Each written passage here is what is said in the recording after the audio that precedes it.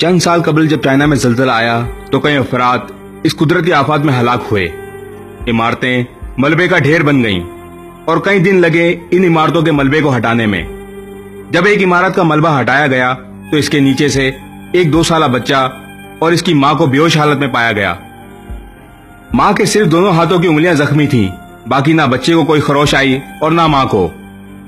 ان دونوں کو اسپتال لے جایا گیا. چند دن میں ماں اور بچے کی حالت بہتر ہو گئی.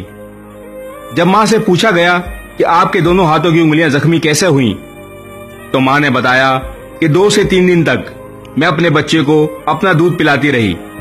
جب دودھ نہ رہا تو میں نے بچے کو اپنی انگلی چوسنے کے لیے دی، پر بچہ چپ نہ ہوا اور مجھ سے اس کا رونا برداشت نہیں ہو رہا تھا. پھر میں نے اپنی انگلیوں کو زخمی کیا.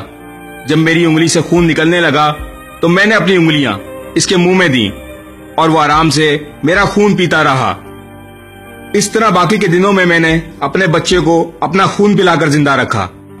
دوستو، ماں وہ ہستی ہے جو اپنے بچے کے لیے اپنا خون تک خوشی خوشی دینے کے لیے تیار ہوتی ہے. اپنے ماں باپ کی قدر کریں. اگر یہ ہم سے روٹھ کر چلے گئے تو ہم سے عرش کا رحمان ناراض ہو جائے گا. اللہ تعالی ہمیں اپنے ماں باپ کی قدر اور خدمت کرنے کی توفیق عطا فرمائے. آمین.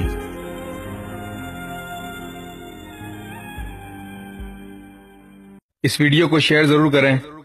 ہو سکتا ہے آپ کے ایک شیئر سے یہ بات کسی کے دل میں اتر جائے.